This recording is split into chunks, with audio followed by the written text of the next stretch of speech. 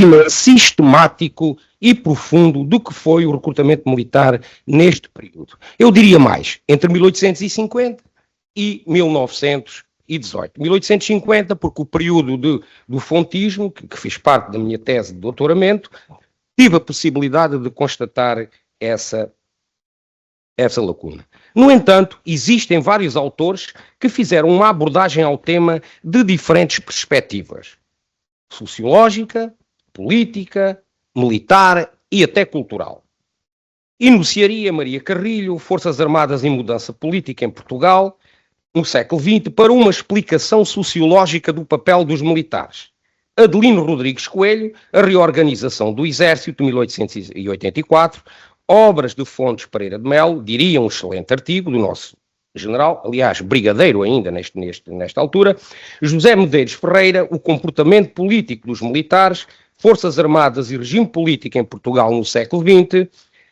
Luís Alves de Fraga, o nosso saudoso coronel, Portugal na Grande Guerra, no 7º Colóquio de História Militar, e ainda do mesmo autor, Reorganização Militar, 1911, em Aniceto Afonso e Carlos Matos Gomes, o nosso saudoso coronel também, Matos Gomes, Portugal, Grande Guerra, 1914-1918, Manuel Tumudo Barata, também o nosso saudoso general, com quem tive a felicidade de trabalhar durante vários anos, e Nuno Sabriano Teixeira, Nova História Militar de Portugal, e Abílio Pires Lousada e Jorge Silva Rocha, Portugal, Primeira Guerra Mundial, uma História Militar Concisa, e Miguel Freire, Fé e Deus, ou Honra e Pátria.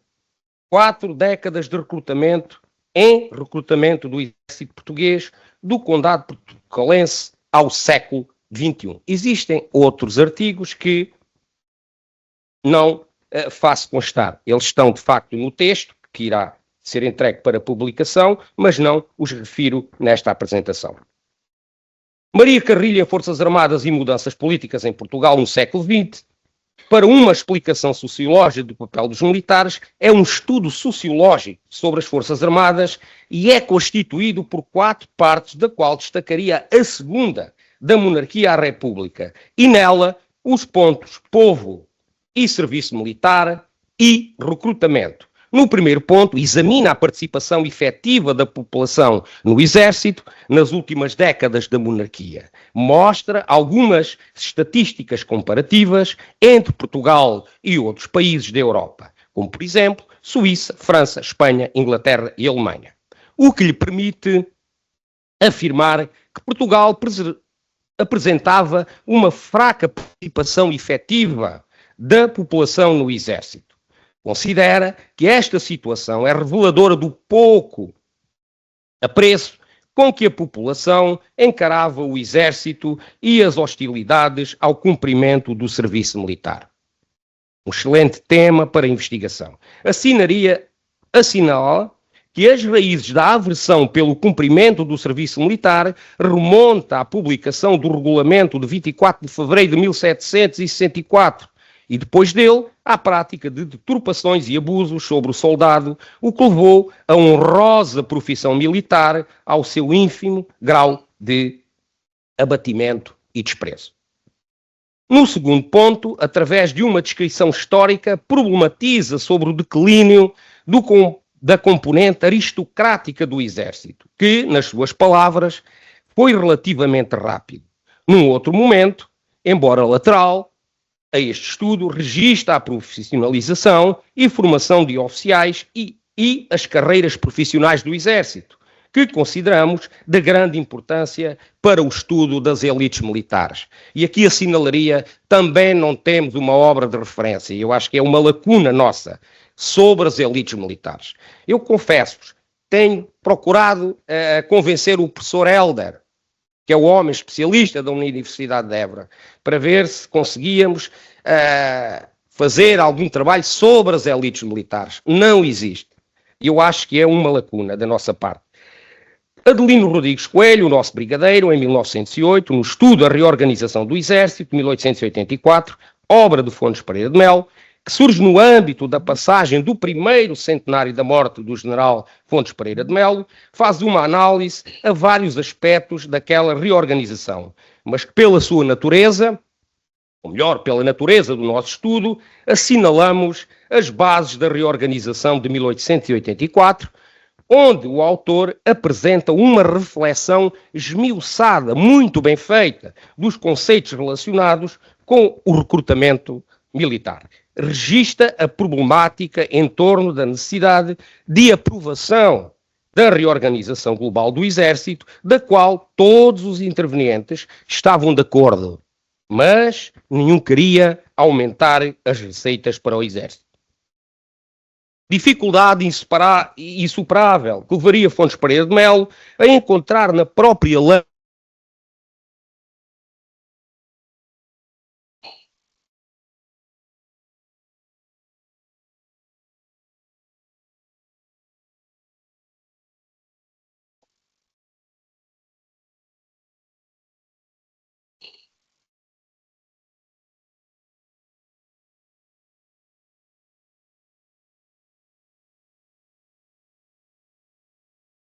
de 1873 e junho de 1882. A decisão do levantamento da suspensão fora de Fontes Pereira de Melo. O ministro entendia que seria uma medida provisória e específica e com uma finalidade única, obter a receita para uma aplicação concreta. Assinalamos que a corrente defensora do serviço militar pessoal e obrigatória já era grande e não parava de crescer, à medida que se conhecia cada vez mais os exemplos de outras nações europeias. Aqui assinalaria que, de facto, a nossa instituição militar, os nossos militares estavam perfeitamente informados técnica e cientificamente do que se estava a passar ao nível da Europa. E para isso basta nós consultarmos a revista militar. Temos lá excelentes artigos, nomeadamente o nosso general Moraes Sarmento e outras personalidades militares. Porém, prevaleceu a medida do ministro a aplicação da remissão para que fosse possível entrar nos cofres do Estado uma receita de cerca de 270 contos de réis, calculada com base num contingente de 12 mil homens. 4 anos depois, seria o momento de Medeiros Ferreira trazer à luz o comportamento político dos militares, obra que podemos inserir no âmbito da história institucional e política, onde Medeiros Ferreira apresenta uma narrativa do comportamento da instituição militar face aos diferentes regimes políticos. O livro apresenta 12 capítulos, porém não deve ser considerado uma obra de história da instituição militar nem dos regimes políticos, mas sim uma correlação entre as duas instituições, o que, na verdade, constitui uma originalidade. Lançando um olhar sobre o estudo, destacaríamos os 2 primeiros capítulos, o trânsito da monarquia para a República e as Forças Armadas e a República. Através de uma leitura atenta do primeiro capítulo, observamos que o autor elege como objeto de estudo as problemáticas entre o exército metropolitano e o exército colonial e as formas organizacionais de articulação entre a instituição militar e o poder político. Quanto à primeira problemática, ele vinca a ideia de que em finais do século XIX e inícios do XX existia uma situação de paralisia originada por várias contradições. O exército colonial tinha expressão operacional, mas era nula a sua influência estratégica, enquanto o exército metropolitano estava a um passo de subordinar inteiramente o exército colonial, mas era incapaz de assegurar as suas missões militares no continente europeu e no Atlântico. Já na segunda, em seu entender, as formas organizacionais de articulação entre a instituição militar, o poder político, estabelecia-se através de comissões superiores de guerra e do Supremo Conselho de Defesa Nacional. No segundo capítulo, ocupa-se das reformas militares de 25 de maio de 1911 e da Lei do Recrutamento Militar de 2 de março do mesmo ano, que foram objeto de crítica nas páginas da revista militar nos meses de março e maio de 1912. Percorremos as páginas, percorrendo as páginas do segundo capítulo, deparamos com uma crítica do autor ao poder político, por não cuidar do exército nem do recrutamento, e preparação das tropas coloniais. E foi sempre assim, diz ele, não se cuida do exército, não se cuida do recrutamento e preparação das tropas coloniais. E, num dado momento, quando é preciso uma expedição e já não há tempo para a preparar, juntam-se os elementos que é possível obter, todos mal preparados, e é com este conjunto heterogéneo que se vai fazer uma guerra. Continuando neste assunto, 2003, um contributo também muito significativo para o estudo da Grande Guerra e particularmente do recrutamento militar, veio do livro Portugal na Grande Guerra 14-18, coordenado por Aniceto Afonso e Carlos Matos Gomes, entretanto, já enunciado. É uma obra de cerca de 96 títulos, dos quais, e de acordo com o estado da arte do nosso trabalho, salientaríamos Luís Alves de Fraga, Reorganização Militar de 1911. Nele, Alves de Fraga apresenta-nos uma síntese do decreto com força de lei de 2 de março de 1911. Apoiado em princípios teóricos, defende que o decreto constituiu uma verdadeira inovação em Portugal, o que de facto é uma realidade, se fizermos um estudo comparativo com o que se passava noutras nações europeias. Continua dissertando sobre o tempo de permanência nas fileiras, serviço normal e serviço prolongado. O primeiro compreendia as escolas de recrutas e tinha uma duração entre 15 e as 30 semanas, e o segundo estava ligado ao pessoal permanente. Por fim, apresenta uma análise comparativa entre o sistema e efetivos monárquicos, que recrutava 15 mil recrutas, que, com um efetivo nas fileiras, totalizava 45 mil homens. A República, contrária a este sistema, defendia um efetivo de cerca de 12 mil. Miguel Freire, o nosso coronel Miguel Freire, em 2020, no seu estudo 1890-1926, Fé e Deus, ou Honra e Pátria, 4 décadas de recrutamento, elege como objeto de estudo o recrutamento do exército metropolitano e deixa à margem o exército colonial por falta de tempo e de espaço, como diz o nosso coronel. Analisa o recrutamento militar no contexto das várias organizações do exército, ou seja, se o recrutamento era ou foi precedido ou se era consequência de alterações de políticas governamentais ou mesmo de regime político. Miguel Freire estabelece uma metodologia de análise assente em 4 pressupostos, no sentido de perceber e sistematizar as fontes, leis e regulamentos, para uma análise mais coerente da evolução do recrutamento militar. Apresenta uma análise assinalável, em meu entender, das diferentes fases do recrutamento, recenseamento, contingente, sorteio, inspeção, distribuição, incidindo sobre o período da monarquia, discorre sobre proibição e remissões, substituições e contactos, universalidade e tempo de serviço. Compreende os anos de 1887, 91, 95 e 1901. Já no que diz respeito à República e à Guerra, apresenta uma análise esmiuçada, muito bem realizada, do regulamento, de recrutamento de 6 de março de 1911. Seguindo a mesma linha de pensamento, assinala as novas abordagens, eliminação dos exércitos permanentes e modelos favoráveis à existência de reservas. Pretendia-se um exército miliciano. Releva a novidade do novo sistema, a instrução militar preparatória.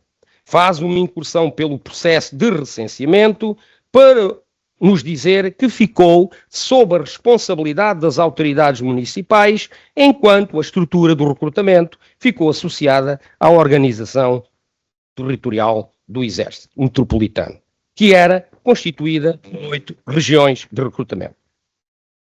Debruçando sob a lei de 26 de maio de 1911, nota que o Exército Metropolitano era constituído pelas tropas ativas, reserva e territoriais. O serviço das tropas ativas era 10 anos e constituía a primeira linha. As tropas de reserva também tinham uma duração de 10 anos e tinham a missão de reforçar as anteriores. O tempo restante até aos 45 anos, era cumprido nas tropas territoriais. Por fim, apresenta alguns dados estatísticos que eu diria de interesse, de muito interesse, sobre a mobilização durante o período de 1911, 1912 a 15, em que representava cerca de 60 mil homens, com a recruta completa. No dizer do autor, a esse número deveria acrescentar 60 mil homens, recrutados antes da lei de 1911, totalizando 130 mil homens. Primeira leva de mobilização, de onde saiu a grande maioria dos combatentes da Grande Guerra. Para terminar, para concluir, ao que eu chego no final deste estado da arte é que a bibliografia consultada, ela mostra que o recrutamento militar em Portugal tem sido abordado de diferentes perspectivas. Política, sociológicas, políticas, histórias, culturais, militar.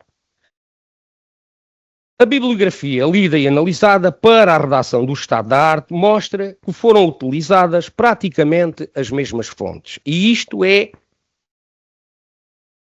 eu diria que é genérica a quase todos os autores.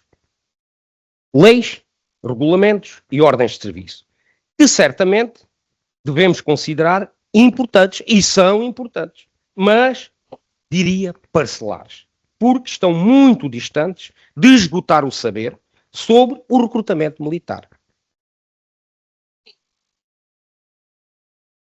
As incursões nos arquivos nacionais, quer eles sejam civis, quer eles sejam militares, não fazem parte deste tema. Ou seja, eles continuam à margem dos planos, dos trabalhos, dos investigadores, dos académicos e até dos militares. Diante do exposto, estamos perante a ausência de um estudo profundo, sistemático, sobre o que é o recrutamento militar em Portugal. E só com esse estudo, só com esse trabalho, que eu diria de sapa, de investigação, puramente dita nos arquivos, é que nós conseguimos, de facto, ter uma visão global, sistemática e profunda desta problemática.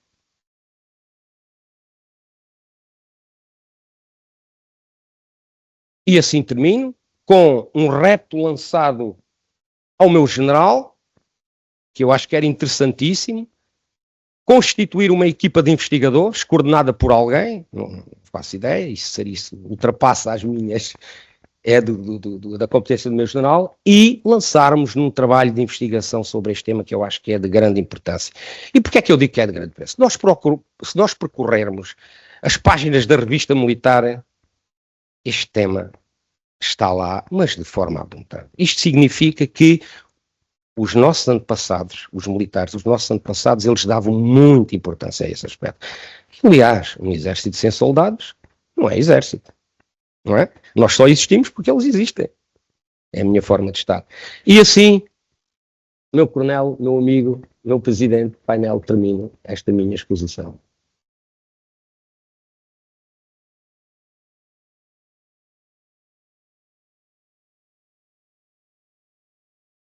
Muito bem, agradeço ao doutor José Luís Assis, não só a boa comunicação que nos apresentou e o repto final que deixa ficar e também o cumprimento escrupuloso do tempo, que é importante para podermos então continuar com as próximas comunicações.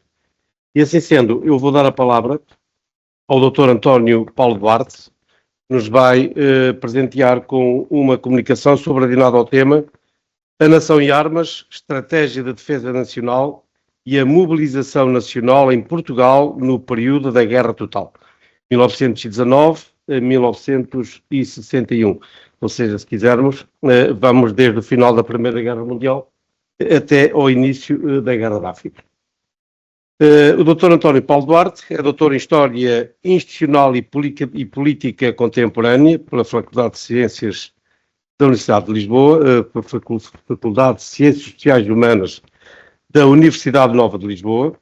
Estuda as temáticas da estratégia, história militar e história da guerra. É professor auxiliar da Academia Militar em História Militar. investigador do Centro de Investigação, Desenvolvimento e Inovação da Academia Militar, portanto, conhecido CINAMIL. Professor auxiliar convidado do Instituto Universitário Militar, onde nos encontramos, e investigador do Instituto de História Contemporânea. É também membro do Observatório Político. E eu acrescento, se me permitem, é colaborador ainda da Revista Portuguesa de História Militar. Doutor, prezado amigo, faça favor.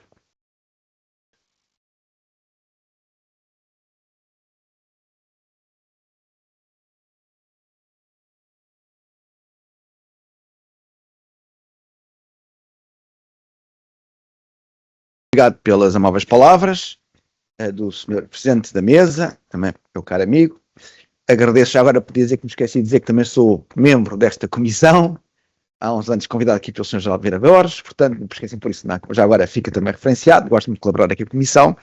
Agradeço o convite para fazer esta conferência, faço minhas, antes de começar, primeiro agradeço, portanto, também cumprimento a audiência e todos os membros do painel, e faço minhas as palavras do José Luís Assis.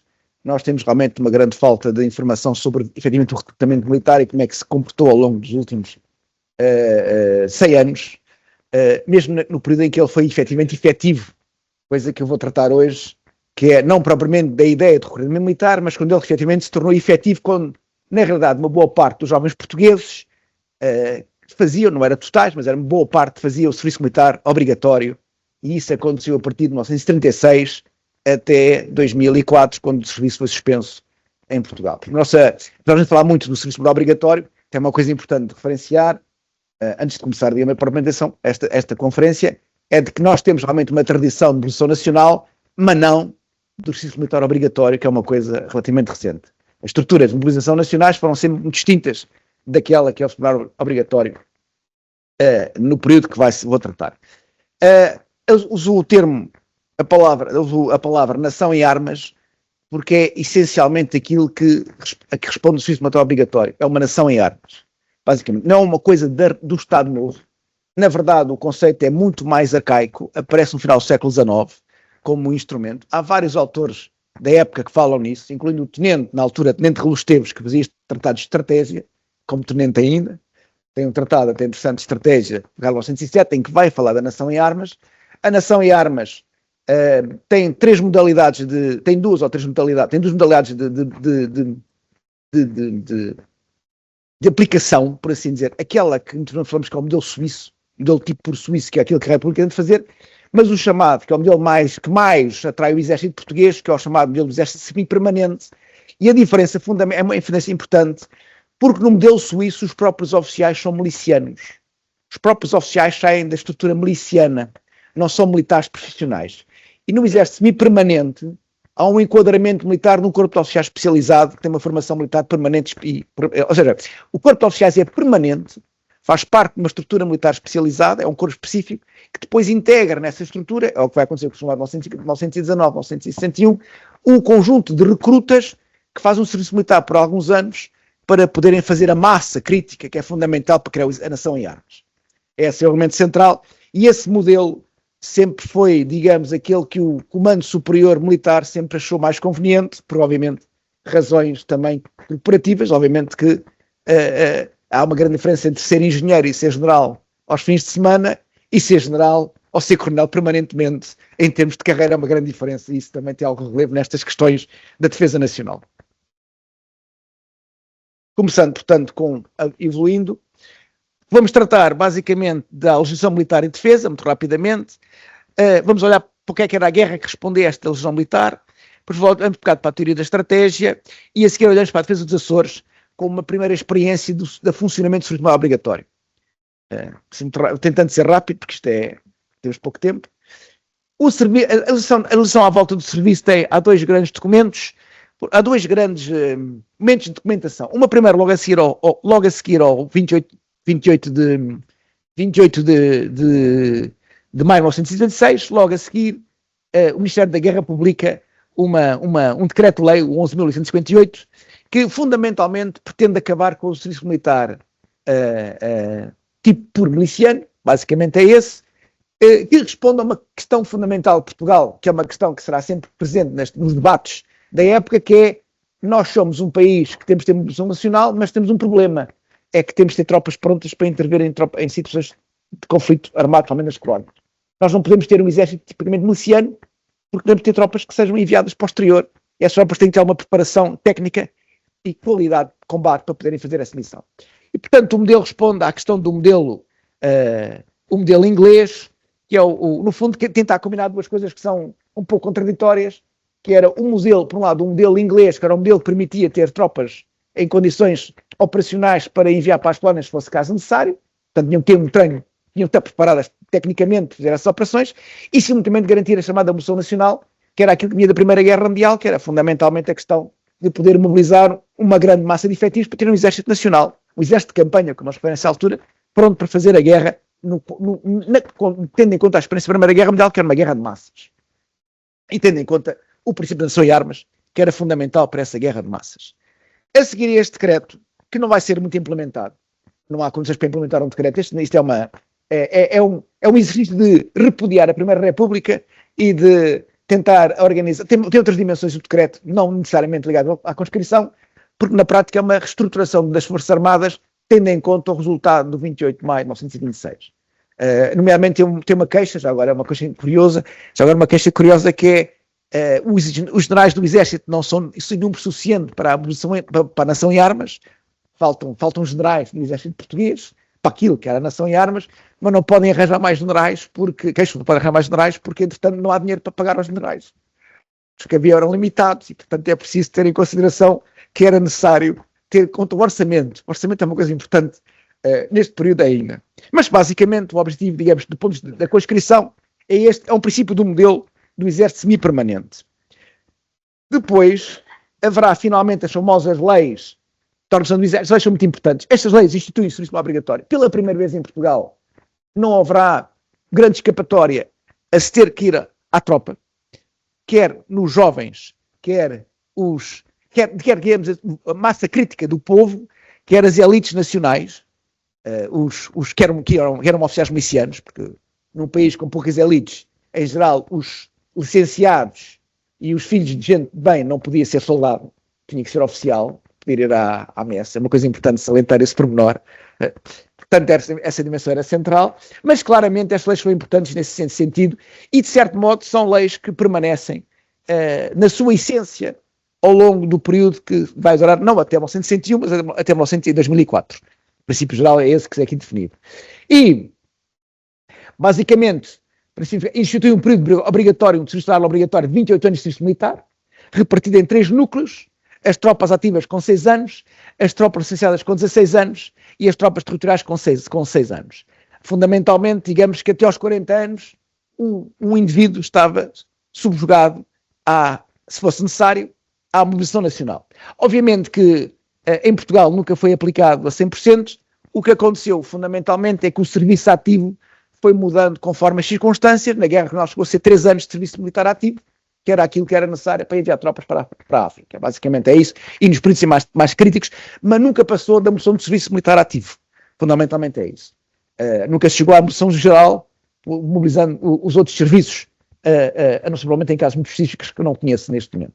Esta lei, pois, é aplicada, transformada pelo decreto-lei, é definida de forma precisa, e haverá ainda uma outra lei que definirá os efetivos, as unidades militares do Exército, de 1939, já 1939, que é fundamental, este ponto. Porquê é que é necessário este modelo? Porquê é que chega a ser este modelo, basicamente? Podemos como como é que chega a ser este modelo fundamentalmente? Como é que chega a ser este modelo? O grande problema, eu pus aqui duas citações, mas eu podia arranjar muito mais citações relativas a esta dimensão. O grande propósito dos reformadores é uma massa crítica de 500 mil homens em armas em caso de guerra total. Pelo menos central. O objetivo era ter 500 mil homens. Havia discussões se podiam ser 250 mil, se podiam ser 500 mil. Não pus aqui, mas é uma sessão. A essa altura o Norton de Matos refere 750 mil homens. Isso dependia da dinâmica. O Santos Costa apresenta isto. Este é um documento que é apresentado no Congresso, primeiro Congresso da União Nacional. O capitão Santos Costa, já agora, que vai ser capitão praticamente até coronel, vai ser ministro, vai ser político, basicamente. E a razão porque ele tira um poder político, inventa uma justificação, não era aquela, que ele tinha que ir ao curso de generais, ou podia ser general, portanto tinha que sair da política para fazer um curso de generais, e ele acabou a ser general, acabou como general. Já agora ele morre 6 anos depois do 25 de abril de 82, se não me engano, como general. É isso. Ele propõe, nesta altura, um efetivo vago de 80 a 100 mil homens por cada 1 milhão de habitantes. Ou seja, potencialmente Portugal teria uma capacidade de mobilizar 600 a 700 mil homens em caso de guerra, considerando que o país tinha 6.500.000 habitantes. É esta lógica de uma guerra total em que é necessário mobilizar completamente o país, como disse a Primeira Guerra Mundial, que gera a necessidade de um serviço militar obrigatório permanente, com um número real, efetivo, de vários anos de serviço militar ativo. A proposta que todos tinham era cerca de 2 anos. Salazar vai cortar para 1 ano, porque limitou-se a dizer que não havia dinheiro para 2 anos. Havia dinheiro para 1 ano, não havia dinheiro para 2 anos. Mas, basicamente, cria-se ponto de partida à base para isto. Esta citação aparece aqui, e há outra citação bastante importante deste senhor, hoje muito desconhecido e pouco relevante, mas que na altura tinha uma influência política e que chegou a chefe de Estado-Maior do Exército da Segunda Guerra Mundial, o general Tasso Miranda Cabral. Tem um grande livro que está ali referenciado, Os Estudos Geoestratégicos das Operações Nacionais, Conferências de Estratégia, que é um livro interessante do ponto de vista da análise da geografia do país. É um estudo. A geoestratégia para ele é a geografia militar do país, e esse indivíduo defende e faz muitos cálculos, um efetivo de 550 mil homens, com um exército normal de recrutas mais pequeno que o propunha o Santos Costa, 30 a 31 mil homens no seminário obrigatório. Reparem, estamos a falar de efetivos já maiores que aqueles que foram apresentados na comunicação anterior, 12 a 15 mil homens. 30 mil homens, que será mais ou menos o efetivo que na altura se considerava possível poder dispor. Ele depois faz umas contas, e destes 550 mil homens, 100 mil são o potencial mobilizável dos jovens que não fizeram serviço obrigatório, mas podem fazer de complemento, que seriam dos 17 aos 20 anos, este efetivo geral. O objetivo era claramente, o objetivo objetivo era duplo. Por um lado, assegurar uma mudança da estratégia nacional que garantisse a proteção do território nacional.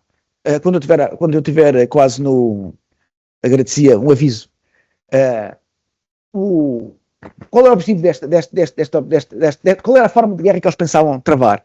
Fundamentalmente pensavam travar uma guerra feita em massa, criando uma defesa na fronteira. O objetivo era fazer uma defesa na fronteira. A defesa tradicional de Portugal baseava-se nas linhas de Torres Vedras. Portanto, era recuar a retirada, porque não efetivos, pouco efetivo que havia, retirava para linhas de Torres Vedras e defendia o país naquele reduto fundamental enquanto não vinham os ingleses. Basicamente era um bocado essa a ideia que havia ao longo do século XIX, e era aquela que justificou a criação do campo entrincheirado de Lisboa, que existia não para resolver problemas internos da política interna, mas porque era supostamente o dispositivo defensivo que à volta de Lisboa garantiria o reduto final do país. E os jornais pós-guerra, com a experiência da Primeira Guerra Mundial, querem fazer, provavelmente este jornal, querem fazer uma defesa do país em toda a sua dimensão territorial. Isso implicaria, obviamente, um exército muito maior do que aquilo que existia. Era preciso ter vários corpos, vários corpos de exército espalhados pelo território nacional, que fossem assim uma barreira a uma ofensiva do inimigo. Portanto, ele assentava, por um lado, na lógica da Primeira Guerra Mundial, da Guerra de Massa, mas por outro lado, numa ideia de defesa avançada ao longo da raia. Seria basicamente isto, esta proposta. E a guerra seria uma guerra tipo Primeira Guerra Mundial, feita à base de trincheiras, de posições, seria basicamente uma linha defensiva, tipo grandes sistemas entrincheirados que barrariam o avanço do inimigo e que se coloriam em sucessivas posições caso o inimigo fosse demasiado forte e pressionasse, digamos, a defesa nacional e as forças portuguesas em combate defensivo sobre o território nacional. Portanto, além disso, isto é uma guerra nacional, é uma guerra entre nações. Eles pressupõem que a ofensiva militar será uma guerra de sobrevivência de Portugal contra os seus adversários. Portanto, nesse aspecto de ser uma guerra nacional e uma guerra de massas, que faz com que o exército português tenha que criar uma grande conscrição, o eixo axial da Revolução Nacional, que responderia à guerra entre nações, guerra essa que seria de morte, porque a nação é a matriz basilar das nações das sociedades da época e que, de algum modo, corresponde ao que aconteceu nas Primeiras e Segunda Guerras Mundiais, se bem com modalidades de operacionais e modalidades de ação um pouco diferentes daquelas que eles previam fossem acontecer. Isto implicaria, por exemplo, também integrar a mocidade portuguesa e integrar a legião portuguesa como instrumentos adicionais da defesa nacional, neste contexto da mobilização nacional de Portugal, basicamente. Esta visão era curiosamente comandada por uma, eu não vou ler o texto, mas é uma estratégia um bocado estranha. Porque a estratégia que eles pensavam, isto é doutrina militar, política e doutrina militar. Não é estratégia. A estratégia era uma estratégia muito clássica de guerra entre choque de armas. Portanto, na prática, havia estratégia quando havia choque de armas. Portanto, antes disso havia a política militar, doutrina militar. E a doutrina militar e a política militar é que definiam o exército de conscrição. Na verdade, o conceito fundamental da época que é usado nos documentos é o conceito de política militar, que é um conceito muito preciso, que está ligado ao Ministério da Guerra. Não há um conceito de estratégia total. Isso não existe. Nem de estratégia geral. Estratégia, fundamentalmente, é uma estratégia militar que assenta na manobra militar. Assenta fundamentalmente na manobra militar. Curiosamente, a manobra existe antes e depois do engajamento. Não existe o engajamento. A manobra, segundo o general, na altura, na altura era coronel, ao tenente-coronel, não me lembro agora o posto dele, não pus aqui, José Filipe Barros Rodrigues. Esta é uma cadeira da Escola Militar, um documento está na Biblioteca Militar, na Biblioteca da Academia Militar. Agora sou um grande defensor das pessoas irem estudar na Biblioteca da Academia Militar, tem imenso material que devia ser usado e que ninguém usa, já agora para recrutamento. Há imensa literatura sobre o assunto e que está lá perdida, porque a biblioteca recebia tudo o que havia, praticamente textos coevos e militares, e portanto, infelizmente, e está acessível ao público, já agora, passa a publicidade muito mais ao público militar, e portanto, tem coisas interessantíssimas lá, fazer quando passo lá um bocado de tempo. Bom, mas basicamente, a estratégia era a dimensão estritamente militar. Portanto, aqui o que estamos a falar da dimensão de conscrição é a dimensão da política militar, e é isso que era essencial. E a política militar é uma coisa que é feita simultaneamente pelo alto comando e pela estrutura política central do Estado. Bom, continuando um bocadinho. Este modelo de tropa, eu até ia pôr uma coisa, este modelo de tropa de munição militar vai ter o seu primeiro choque, o seu primeiro encontro com a realidade, com a entrada na NATO. Nós, quando entramos na NATO, o general Santos Costa vê a entrada na NATO como uma solução para armar o exército, porque ele criou um serviço militar obrigatório, conseguiu pôr muita gente na tropa, conseguiu criar um sistema de reservas efetivo que existia, pelo menos no papel e na estrutura do Estado, mas durante todo o programa do... 3 minutos. Ok, então todo o programa do serviço militar obrigatório, era como armar essa tropa. Porque, eu vou passar já ao final, eu queria pôr, desculpem lá, vou deixar este tema, não interessa, mas fica na coisa, quero só passar a este aqui, tem que voltar para trás, é que se volta para trás, é aqui. Como é que eu quero pôr esta dimensão? O teste de ferro da questão da conscrição foi os Açores, que é uma coisa pouco conhecida às vezes, os Açores. A política de defesa dos Açores, quando os Açores começam a ser mensagens, especialmente pelos americanos e ingleses, o governo português decidiu enviar tropas para os Açores. Enviou uma força expedicionária, 30 mil homens para os Açores. Não havia defesa nos Açores, porque foram força expedicionária. E este é o melhor das forças expedicionárias. As forças expedicionárias dos Açores, o general Humberto Delgado disse uma vez uma coisa muito engraçada sobre isso. Era uma montanha de homens que tropeçavam uns nos pés dos outros. Aquilo era demasiada gente para aquilo que era a missão. Qual era o problema da defesa dos Açores? Estávamos cegos. Tínhamos lá muitos soldados com armas antiaéreas, alguma arma de artilharia, mas estávamos cegos. Não tínhamos aviões em condições, não tínhamos navios que fizessem digamos, a quadrícula e pudessem detectar um ataque proximado. Ou seja, nós percebíamos que íamos ser atacados quando precisássemos ser bombardeados por alguma frota naval americana ou inglesa que chegasse perto dos Açores para tomar o assalto dos Açores.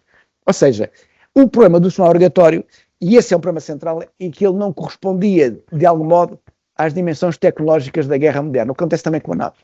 A NATO tem-se até muitos efetivos, mas depois o equipamento militar e as forças operacionais são muito poucas.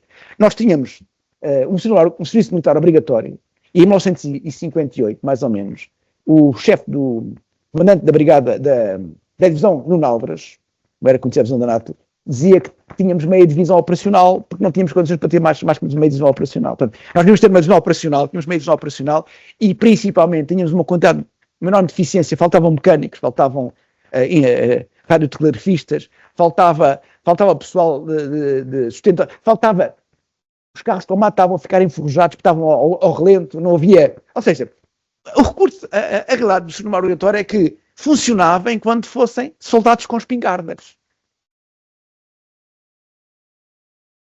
para uma defesa terrestre do continente talvez funcionasse de acordo com a Primeira Guerra Mundial, mas havia muitas deficiências do ponto de vista do material disponível. E mesmo quando havia material de artilharia, terminar já, como acontece em 1951, esse material ou era uma quantidade astronómica de material vindo da Alemanha e da Inglaterra, da Segunda Guerra Mundial, ou era material semi-obsoleto para a Guerra Fria, como acontecia com uma quantidade astronómica de peças de anticarro que havia em Portugal, os 57mm, os 6 palmas 57mm, que em 1951 eram armas que disparar contra carros russos devido que tivessem algum efeito. Já não tinham na Segunda Guerra Mundial contra os carros alemães mais pesados. Portanto, é essa dimensão que eu queria salientar. Isto aqui também é uma espécie de reação. Quando falamos de turismo obrigatório hoje em dia, isto é uma reflexão final, nós temos que pensar um pouco com que objetivos e para quê. No fundo, basicamente, é isso que eu pergunto. Eu sou muito defensor que o país estude. Acho que é importante. Vou terminar com uma questão política, com uma questão de. Eu acho importantíssimo que haja uma política que ensina às crianças e aos jovens a relevância da defesa nacional. Não sei se é com o serviço militar obrigatório, segundo os padrões que foram criados nos anos 30. Muito obrigado.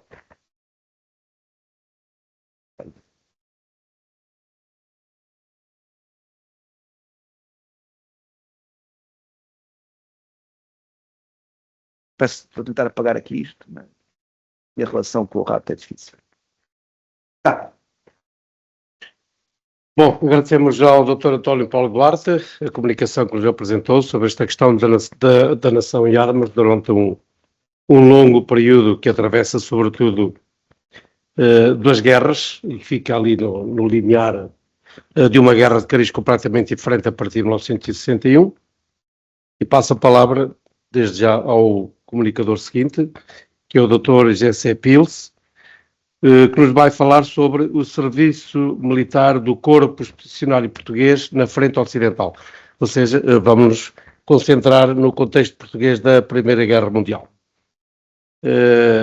O comunicador em causa é doutorado em História pela Universidade Estadual da Flórida, é investigador, trabalha em várias línguas, nomeadamente o inglês, português, espanhol, francês, incidindo estudos sobre a aliança anglo-portuguesa nas perspectivas cultural, diplomática e de guerra de coligação. É, segundo ele, um analista crítico de distorções e inverdades anglófonas sobre o povo português e o exército português. Parece um tema suficientemente apelativo para quem aqui está, julgo eu, de maneira que teremos todo o gosto de ouvi-lo.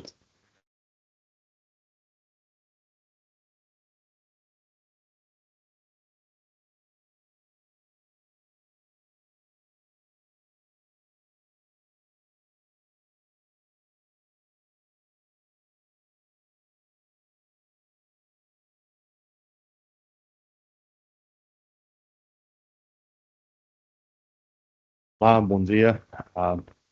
Agradeço a oportunidade de estar aqui, painel, coronel. A minha área de investigação é o Corpo Expedicionário Português. De que eu saiba, sou o único não inglês, não português que é doutorado e treinado em História Militar Tradicional, Tática, Estratégica, Operacional. Quando li pela primeira vez a conta britânica sobre os portugueses, perguntei quem acredita em isto? Quem acredita que os portugueses fugiram em massa durante um bombardeio em que os alemães atingiram 1.400.000 projéteis? Quem acredita? Descobri que os ingleses acreditam, quase em total, e a maior parte dos americanos, especialmente os americanos que são alinhados com narrativas inglesas. Agora, o que notei é que essas narrativas não têm fontes a não ser dos grandes homens. especialmente o Haig, o General Horn, o General Haking, 3 britânicos. Só conta de grandes homens. Não havia nenhuma referência a registros de combate de soldados que serviram no campo de batalha ingleses. Então, assim começo a minha palestra. Essa é a primeira palestra que tento em português. Então, agradeço a sua acomodação e se tenho que explicar alguma coisa, posso até talvez falar em inglês. Bom, narrativas contraditórias sobre o serviço militar do Corpo Expedicionário Português permeiam as historiografias anglofonas e lussofonas. Uma narrativa estabelece que os oficiais e soldados portugueses desempenharam as suas funções e combateram tão bem quanto os seus aliados britânicos e franceses.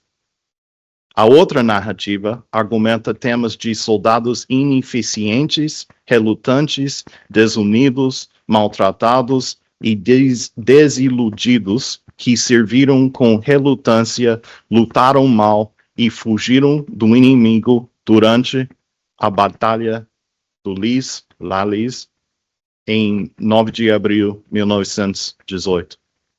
Esta narrativa proclama que os portugueses eram soldados inferiores aos seus aliados britânicos e franceses. Essas narrativas irreconciliáveis baseiam-se exclusivamente nas fontes privilegiadas. O contexto estabelece e esclarece o significado. A história militar tem diferentes significados. Existem 10 tipos distintos de narrativas sobre o serviço do CEP na frente ocidental. 5.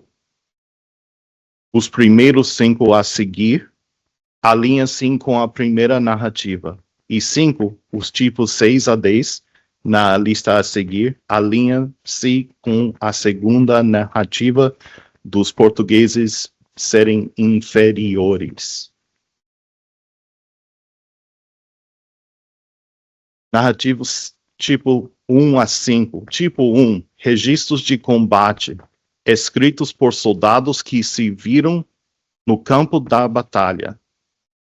Estes são abundantes nos arquivos britânicos e portugueses. Na sua totalidade, contém os dados mais precisos sobre o serviço e combate do CEP. Muitos autores anglofonos têm preferido outras narrativas britânicas em detrimento destas e têm ignorado as narrativas portuguesas. Muitos autores lussofonos têm ignorado os registros de combate portugueses e negligenciado as narrativas britânicas. Tipo 2. Registros de combate escritos por soldados que serviram em áreas de retaguarda. Estas são abundantes nos arquivos britânicos e portugueses. Na sua totalidade, corroboram e estabelecem os acontecimentos relatados pelos homens que serviram em pleno campo de batalha. Os autores anglofonos e lussofonos tratam essas narrativas da forma descrita acima. Tipo 3. Narrativas primárias, privadas, arquiviadas e publicadas, escritas por soldados que serviram no campo de batalha ou em áreas de retaguarda e que tinham conhecimento direto ou indireto dos eventos específicos. O capitão britânico Dartford, um oficial de ligação que serviu com o CEP, escreveu uma narrativa deste tipo. Vários oficiais portugueses também escreveram narrativas. Por exemplo, o Major Vasco, não Vasco da Gama, Vasco de Carvalho. Sim. Portugueses também escreveram narrativas, algumas delas incorporando outras fontes primárias. As narrativas portuguesas foram ignoradas por autores anglófonos e marginalizadas por autores lusófonos. Tipo 4. Narrativas secundárias contribuídas por historiadores militares especificamente treinados em tática, operações e estratégicos que integram metodicamente as 3 primeiros tipos de narrativas em ambas as línguas.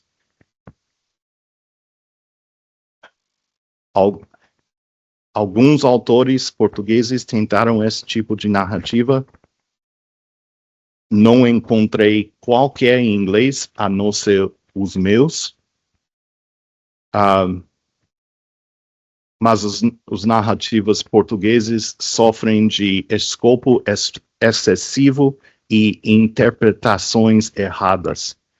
Tipo 5. Narrativas secundárias contribuídas por historiadores culturais e diplomáticas que integram e contrastam metodicamente narrativas primárias e secundárias em ambas as línguas. Alguns autores portugueses tentaram esse tipo de narrativa, mas também sofrem de um escopo excessivo e de interpretações erradas. Eu tenho contribuído Em resumo, estes tipos de narrativas estabelecem que os oficiais e soldados portugueses cumpriram ou excederam os seus deveres militares. Mostram que os portugueses tiveram um bom desempenho em combate antes da Batalha do Lys, resultando num baixo número de prisioneiros de guerra. Também relevam que os soldados portugueses não tiveram um desempenho pior do que os soldados britânicos que defenderam as linhas de frente durante os ataques alemães, durante o que é chamado Spring Offensive, a ofensiva da primavera em 1918, as operações Michael e Georgette. Especificamente, essas narrativas estabelecem que, assim que os portugueses chegaram à França, aprenderam táticas de guerra das trincheiras, preparam-se para combate e destacaram a primeira divisão de 28 mil homens para as linhas de frente em 4 meses e meio desde que chegaram. Naquela altura, os portugueses ocupavam cerca de 5% do total frente da Força Expedicionária Britânica. 4 meses depois, após o BEF ter alargado a sua frente, as primeira e segunda divisões portuguesas ocupavam cerca de 9% da frente total do BEF. Esses tipos de narrativas também estabelecem fatos sobre os homens que serviram. A maioria eram analfabetos, agricultores robustos, acostumados ao trabalho árduo, às privações e à expectativa tradicional de serviço militar. A maioria eram ignorantes em relação à política portuguesa, muito menos à política europeia, e sabiam um pouco sobre a guerra, a Primeira Guerra. Os oficiais portugueses que lideraram estes homens em combate escreveram respeitosamente sobre o seu serviço na frente ocidental. Senhor moderador, quanto tempo tem?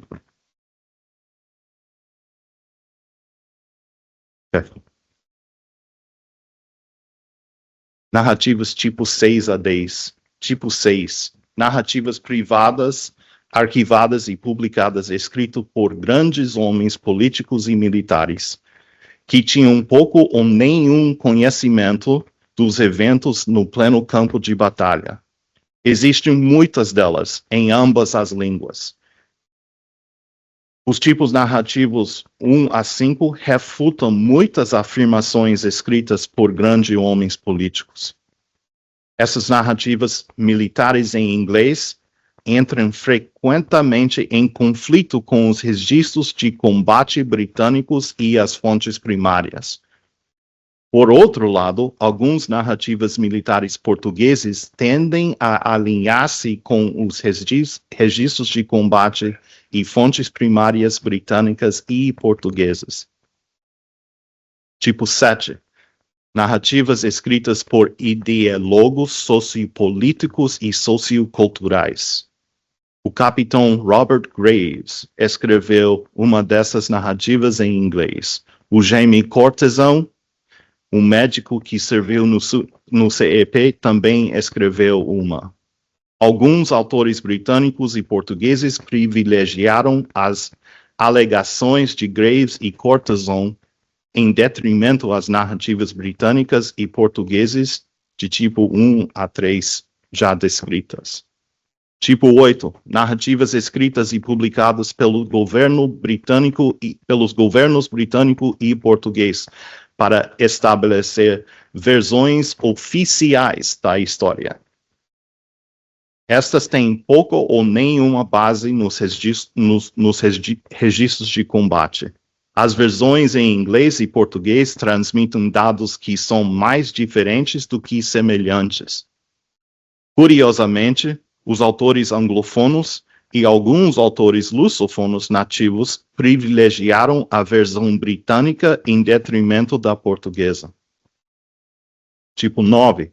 Narrativas secundárias de caráter militar que constroem e reforçam ideologias nacionalistas e que tendem a basear-se nos tipos 6 e 8.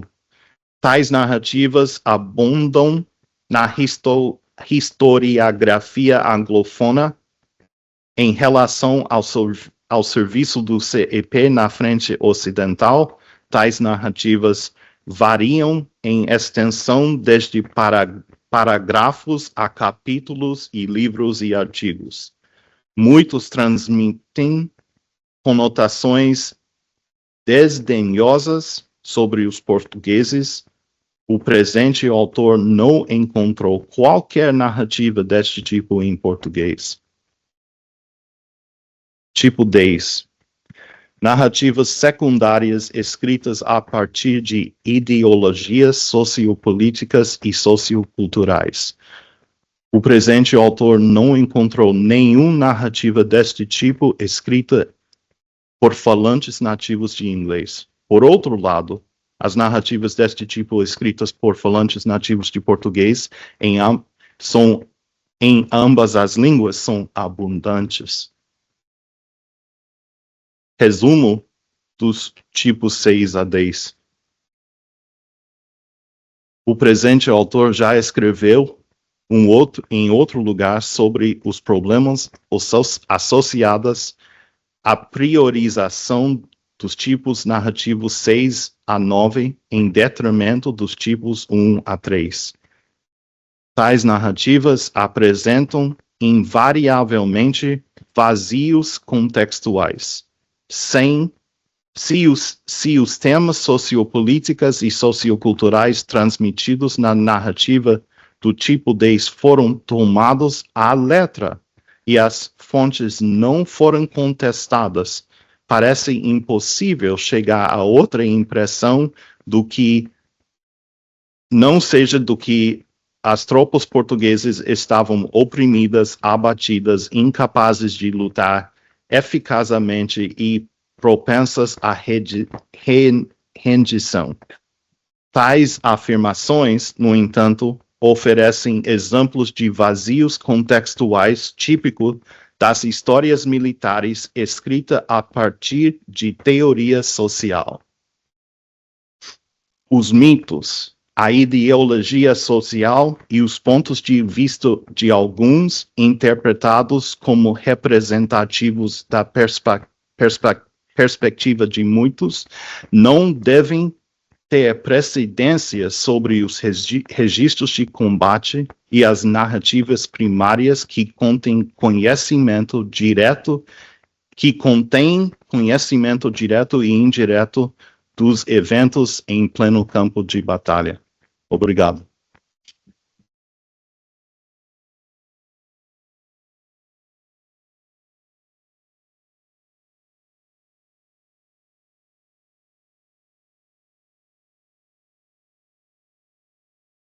Muito obrigado, Sr. Doutor, não só pelo seu português, segundo fui informado, até pelo Brasil, não é? É sempre um bom local para se aprender um bom linguajar da língua portuguesa e depois passando por cá, de facto, para refinar, e acho que foi perfeitamente perceptível a sua comunicação e, além de ser perceptível, deixou-nos aqui ficar uma série de questões de dados que quase ponto a ponto merece ser debatido e discutido. Até eu próprio já estou tentado, mas eu sou moderador, de maneira que isso ficará depois para quem nos está a acompanhar aqui no auditório. Temos então ali já o nosso prezado amigo e camarada Jaime Ferreira Regalado, a partir dos Açores. Ainda 5 horas um bocadinho a dar para o estremunhado, parece, mas... ok. Passamos então a apresentar o quarto orador deste nosso painel, que é o Dr. Jaime Regalado, se eu conseguir encontrar o papel, e que nos vai falar sobre 1946-1948, o batalhão açoriano. E é a partir, de facto, dos Açores, de Angra de Heroísmo, que o nosso palestrante nos vai apresentar esta comunicação, tratando-se de um gestor da unidade de militária e armamento e da unidade africana, como técnico superior do Museu de Angra do Heroísmo, Açores. O Dr. Jaime Regalado é licenciado em Bioquímica pela Faculdade de Ciências da Universidade de Lisboa e pós-graduado em História Militar pela Universidade de Lusíada de Lisboa. Há aqui mais alguns com esta pós-graduação, tanto quanto se me parece dado a ver. Possui os estudos avançados de História, Defesa e Relações Internacionais pela Academia Militar, ISCTE, Instituto Universitário de Lisboa, e no presente é doutorando em História Insular e Atlântica pela Universidade dos Açores. Desde 1991 que se dedica ao estudo do armamento ligeiro, em especial ao armamento regulamentar português e, mais recentemente, ao estudo da artilharia nas suas dimensões técnica e tática. E eu também acrescento, se me permitem, que é colaborador da Revista Portuguesa de História Militar. Prezado camarada e amigo, Jaime Regalado, seja a palavra. Muito obrigado. Espero que me ouçam bem. É um prazer estar aqui, apesar de estar a 2.000 e tal quilómetros de distância, e quero agradecer esta presença e enfim, todos os meios que mobilizaram para que fosse possível eu fazer esta conferência a partir daqui de Angra do Heroísmo. Pois bem, este batalhão açoriano é um caso, digamos, limite do tema deste colóquio, em termos do recrutamento e da mobilização, mas que tem algumas particularidades que eu penso que vale a pena analisar. Eu vou passar ao PowerPoint, ok? Onde é que ele está? Ok. Muito bem. A criação do batalhão açoriano, digamos que tem umas raízes bastante do século XX.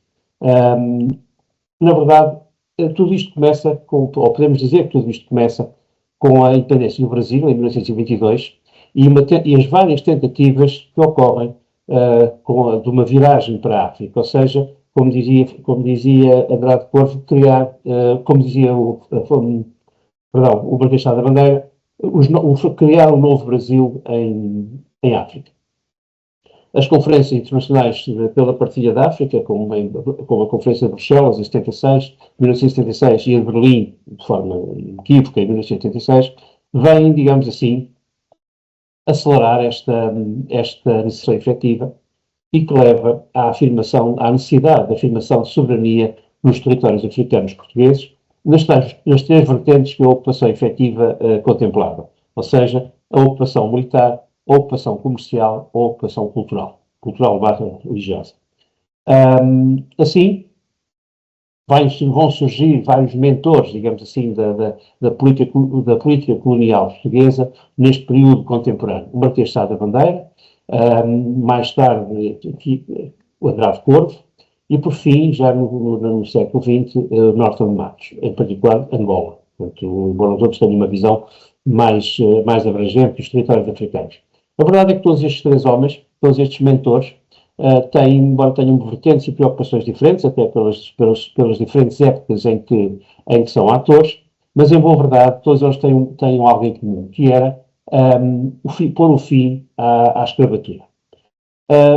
Agora, focando-nos em Angola, que é o assunto o território que nos vai interessar aqui por causa deste batalhão açoriano, Norton de Matos tem de facto um papel determinante, quer como governador-geral de Angola, entre 1912 e 1915, quer como alto comissário da República para a colónia de Angola entre 21 e 24. São os dois períodos em que ele de facto está em Angola e traça umas linhas mestras para, digamos, a exploração colonial, digamos assim, ou mais precisamente, este termo não é muito feliz, para, digamos, a presença de Portugal em África e aproveitando os recursos e defendendo-se naturalmente os outros interesses que se estabeleciam por outros países. Como disse, a sua visão de colonial para Angola incluía fundamentalmente estes três pontos. O combate à escravatura laboral, portanto, já não estamos a falar da escravatura dos séculos XVI, XVII, XVIII, por aí fora, estamos a falar já da escravatura laboral, apenas já sem movimentação de homens de um lado para o outro. Estamos a falar, a outra preocupação era a criação das infraestruturas para o desenvolvimento económico e associativo de Angola, o que deixou algumas preocupações quanto às possibilidades já de haver aqui alguns movimentos já independentistas, e a educação profissional das populações indígenas. Isto sim preocupou e chocou a dada altura com as próprias políticas do Estado Novo. A verdade é que esta situação digamos, da viragem para a África foi sempre uma preocupação uma preocupação grande, mas uma atuação muito tímida. Nunca houve as companhias mastáticas como a Inglaterra teve e usou no controle dos territórios africanos. Tínhamos zonas privilegiadas em termos de ligação portuária, mas tínhamos pouca capacidade militar para assegurar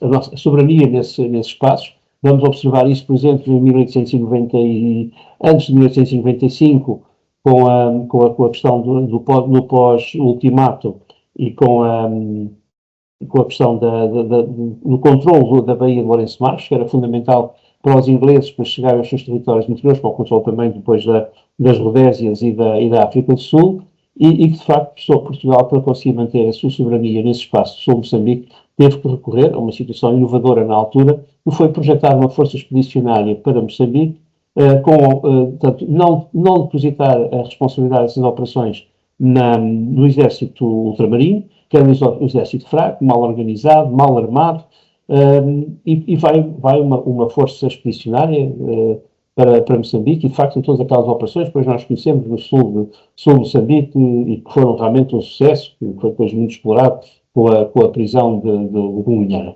Mas a verdade é que há a percepção que é necessário, há sempre esta preocupação de reforçar a soberania portuguesa no ultramar, ou no ultramar português. E isto vai se mantendo até ao final da Segunda Guerra Mundial. Enfim, passou-se todo aquele período complexo em termos de política internacional e de gestão da neutralidade portuguesa, e a verdade é que o fim da Segunda Guerra Mundial, as atenções voltam-se novamente para dentro, e é esta percepção de que é absolutamente necessário fortalecer a soberania do ultramar. E essa soberania vai, de certa maneira, seguindo quase os princípios que a Conferência de Berlim ditara, não era só pela via militar. Era importante estimular a presença de colonos no ultramar. Não o colono inespecífico, mas o colono que tem conhecimentos para cultivar a terra naquelas condições, enfim, climatéricas e face às espécies que eram mais rentáveis naqueles locais. Esta situação de melhorar o rácio entre a população branca e a população indígena. Havia grandes extensões de terreno extremamente férteis, mas que não estavam a ser exploradas, e era necessário desenvolver novas atividades que dessem propriamente suporte depois também a quem se quisesse instalar explorar estes territórios. Portanto, uma nova vaga, digamos assim, de colonos mais cultivados para o trabalho que para as condições que iam encontrar em África. Neste caso aqui estamos a preocupar-se essencialmente com Angola. E é nesse contexto que em 1945 surge a ideia de criar um segundo batalhão independente de infantaria número 18, ou seja, havia um primeiro batalhão independente número 18 em Angra do Heroísmo e havia o número 17, acho que ao contrário, o 18 em Ponta Delgada e o 17 em Angra do Heroísmo. Então foi criado o segundo batalhão independente de infantaria 18, cuja missão principal, e sendo uma força militar, era evidentemente reforçar a guarnição militar em Angola. Mas tinha outras missões secundárias, digamos assim, e daí que isso tivesse surgido apenas com forças recrutadas, mobilizadas e treinadas nos Açores, em particular em Ponta Delgada e aqui em Angra do Heroísmo, que era que, uma vez terminada o serviço militar dessas forças, deste segundo batalhão independente, que estes homens militares tivessem as ferramentas necessárias para se fixarem como colonos neste território de Angola, explorando os tais terrenos férteis. Ou seja, enquanto uma primeira fase de treino envolveu o treino militar, que realmente foi ministrado aqui nas ilhas, mas ainda nas ilhas e depois com mais intensidade já em Angola, estes militares continuaram a ter uma instrução já não militar, mas orientada para as técnicas agrícolas naquele território e também para outras atividades, como por exemplo mecânicos de automóvel, enfim, indivíduos com outras atividades mais técnicas que pudessem apoiar a presença dos outros colonos e de novos colonos que fossem que aí se instalassem. E por fim, e isto é outra das razões pela qual este batalhão é muito interessante, e é exclusivamente açoriano, é que este batalhão, ou esta criação abrir este canal, digamos assim, dos açorianos em África, entrando pela via militar e depois fim do serviço militar, deixarem de ser militares e se passarem a ser apenas colonos instalados neste território, era criar uma alternativa ao fluxo migratório para a América do Norte, principalmente, mas também para outros sítios, sobretudo a América do Norte e do Sul, portanto, os fluxos migratórios para o Brasil, para a América do Norte, para o Canadá, ou seja, que era de facto um grande dreno da população açoriana. Não podemos esquecer que, entretanto, em 1943 temos a presença primeiro inglesa, depois primeiro britânica e depois americana aqui nas Lajes, na base das Lajes, o que digamos aproxima do açoriano, da sua realidade, numa economia praticamente de subsistência, essencialmente agrícola ou agropecuária, mais precisamente, e mostra-se há todo um novo mundo que se apresenta, que os americanos trazem e que a comunidade açoriana naturalmente gosta e tenta emigrar para a América do Norte. A verdade é que isto drenava a população, drenava a mão de obra e não beneficiava os déficits de população branca e de mão de obra que havia em Angola. Então, esta tentativa de abrir este canal, utilizar o recrutamento militar para projetar estes homens depois para colonizar, chamemos assim, ou para ocupar os territórios férteis de Angola, é uma estratégia muito interessante, que eu penso que por isso valeu a pena olhar para este, a mim puxou a atenção para olhar para este assunto. Portanto, este batalhão independente de infantaria, o segundo batalhão independente de infantaria número 18, é um batalhão expedicionário, ou também é designado batalhão expedicionário seja na Angola, ou mais simplesmente como o batalhão açoriano, era como era assim designado.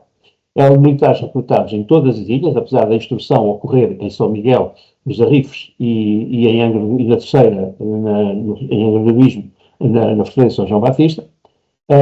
Recebiam instrução militar, recebiam instrução agrícola e valorizava-se as profissões técnicas, como disse, a questão mecânico de automóvel, mecânicos de máquinas, toda uma série de outras atividades associadas. E foi constituído, como disse, apesar de todos os homens serem açorianos, mas os locais de treino e de instrução, e de recrutamento de instrução, foi em Angra do Heroísmo, no batalhão independente do batalhão 17 e em Ponta Delgada, no primeiro batalhão de infantaria número 18. Caracterização desta força, basicamente, foi um total de 781 homens, que vieram das mais diferentes ilhas, tanto São Miguel 608, Ilha Terceira 69, bom, tem aqui os números dos vários homens que foram, mas de facto praticamente todas as ilhas forneceram homens para este segundo batalhão. E este batalhão foi comandado pelo Tenente-Coronel João Muniz, que eu não consigo ver aqui, João Muniz Júnior, João Muniz da Ponte Júnior, exatamente. Este batalhão é treinado separadamente nestes dois pontos, é reunido em São Miguel e faz a sua partida para Luanda em 20 de maio de 1946. Há alguns registros fotográficos deste local, desta força que se preparava para partir. Aliás, não é muito diferente do que ainda vamos hoje encontrando com os aprontamentos de forças das Forças Nacionais destacadas. Também alguns deles saíram daqui de Angra do Heroísmo. Portanto, há todo este aparato militar, toda esta exploração, digamos, do Estado Novo, em relação a estas projeções de força, a exploração política, digamos assim, os benefícios políticos destas ações. Mas este batalhão tem uma existência curta. O regresso faz-se a 8 de janeiro de 1848. Ou seja, desculpa, 1948.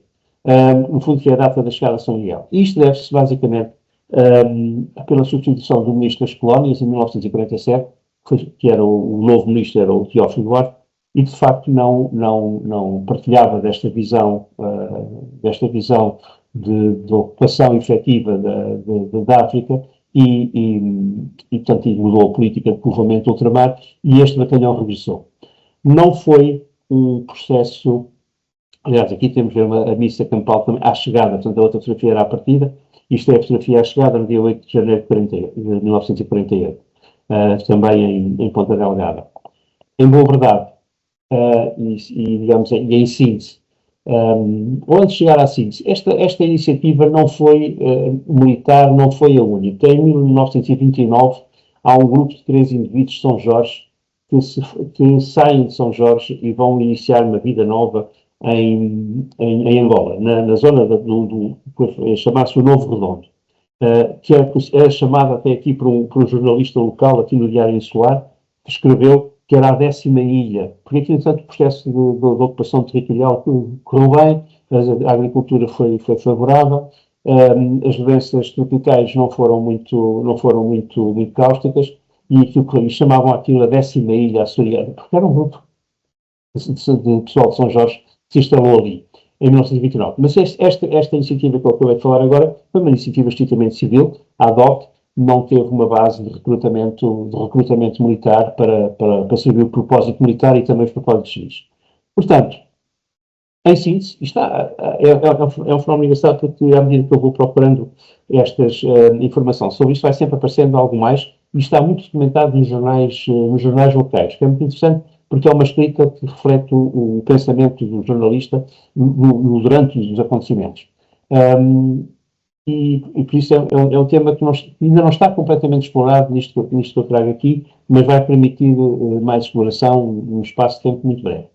Ora, em síntese, o que é que nós tivemos com este batalhão açoriano?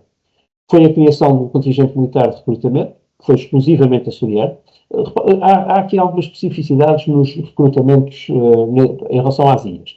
Embora se siga uma regra geral de recrutamento, o simples facto da distância e do isolamento territorial, ou da descontinuidade territorial, leva a que haja depois aqui umas exceções às grandes regras do recrutamento. E vemos, por exemplo, que durante a Primeira Guerra Mundial as ilhas dos Açores foram poupadas à intervenção no Corpo Missionário Português, portanto não há açorianos de forma, com uma representação significativa no CEP. Portanto, há sim algumas especificidades. Este caso aqui foi um contingente de recrutamento exclusivamente açoriano. E eu penso que esta medida se devia, sobretudo, esta preocupação se devia, sobretudo, a fazer alguma contenção da saída da população mais jovem e digamos, mais capaz para desenvolver alguns trabalhos, nomeadamente da agropecuária, da sua fuga para o grande continente americano, seja para o norte, seja para o sul, para o Brasil.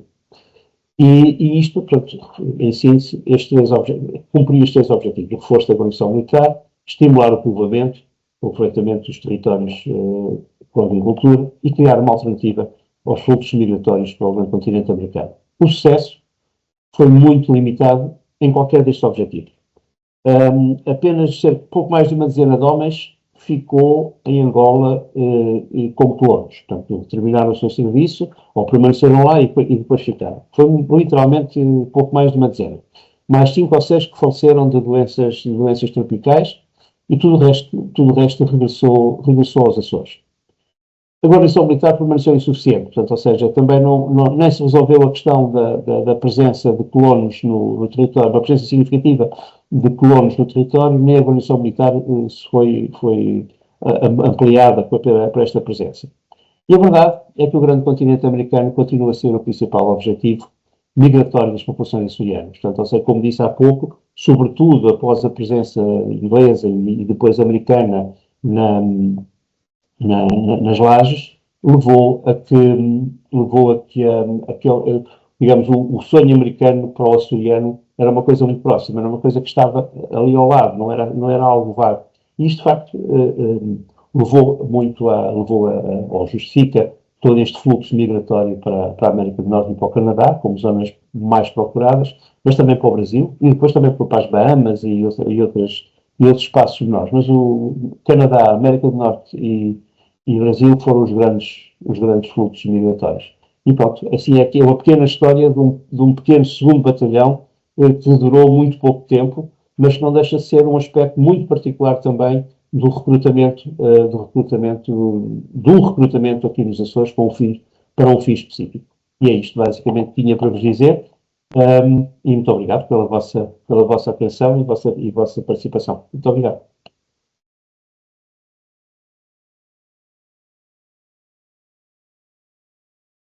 Bom, agradecemos ao doutor Jaime Regalado pela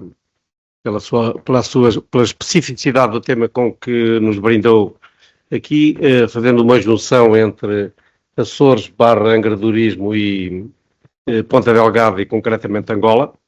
É um tema interessante que a mim passa um bocadinho ao lado, mas não tanto, porque eu vi um bocadinho dessas reminiscências do muito que andei por Angola, então, por exemplo, no norte de Matos, ainda se consegue tropeçar nele um bocadinho lá para o interior, não deixa de ser curioso, mesmo até em termos de objetos e de status. Bom, agradeço aos 4 comunicadores, Jesse Piles, é assim que se diz? Jesse Piles. Jesse Piles, muito obrigado. António Paulo Duarte, José Luís Assis, Jaime Regalado, são 4 comunicações razoavelmente diferentes, 2 delas uma espécie de um trânsito entre aquilo que é a parte conceptual de legislação, de leis, de ordens, memorandos, de análises, que vem desde o ante a Primeira Guerra Mundial, com o José Luís Assis, segue depois, a seguir esta mesma Guerra Mundial até à Guerra da África, já com António Paulo Duarte. Temos depois aqui uma especificidade analítica e crítica que nos vai centrar daquilo que foi a participação portuguesa na Primeira Guerra Mundial no Teatro de Operações da Flandres, que valia a pena debater cada um destes 10 pontos que aqui foram colocados mediante 2 correntes razoavelmente antagónicas.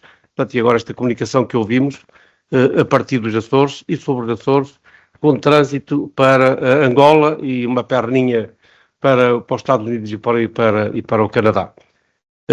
Já fui alertado que não temos grande tempo para questões, o que é pena, porque cada um destes 4 comunicadores cumpriram integralmente o tempo que lhes foi dado. Na verdade, 3 deles, inclusive, ficaram aquém dos 20 minutos.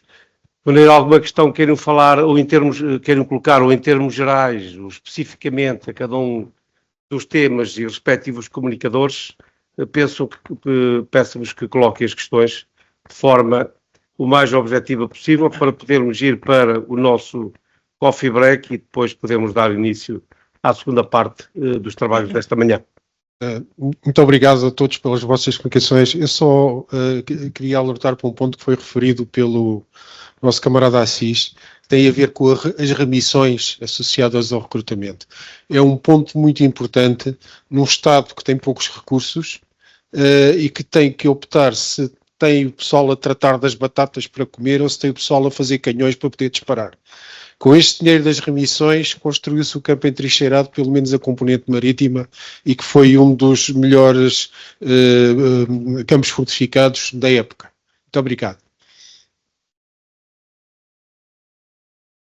Bom, antes de terminar, só também dizer aqui, que eu estava aqui em comentários, estávamos aqui a falar com o Dr. António Paulo Duarte, esta questão do soldado português ser eminentemente analfabeto e agricultor. Isso explica, por vezes, aquilo que aqui foi referido em algumas comunicações, que é ir para o desconhecido sem saber muito bem onde se estava, porque o sair de uma aldeia, eu sei daquilo que estou a falar, o sair de uma aldeia do interior ao fim de 5, 10 quilómetros, está-se num estrangeiro razoavelmente já longínquo, portanto agora imaginem o que é ir, por exemplo, de Bragança para a Flandres, não é?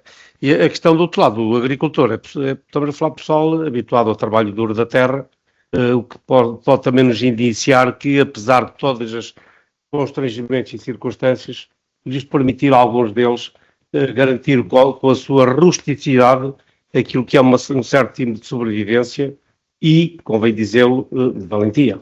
Portanto, isto dar-nos pano para mangas, de qualquer maneira, como moderador. Muito obrigado. Muito obrigado aos presentes. Eu agradeço em especial ao Abílio.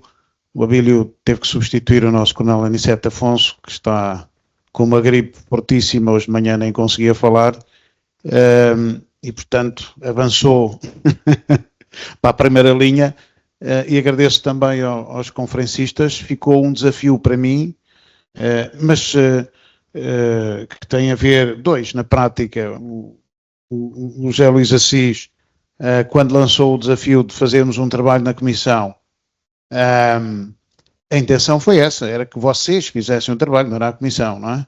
É que esta conferência era exatamente para isso. Ele faz uma leitura interessante da opinião, mas depois o trabalho, eu estava à espera que houvesse da parte de investigadores, por isso é que organizámos este seminário, era para aparecerem trabalhos relativamente a uma matéria pouco trabalhada. Eu posso dizer, porque já trabalhei 2 períodos históricos longos e realmente as pessoas centram-se, como ele dizia, e bem, centram-se fundamentalmente na legislação. Entre aquilo que é a legislação e a realidade vai uma distância enorme. E, portanto, há que ir buscar outras fontes, como ele disse, e bem.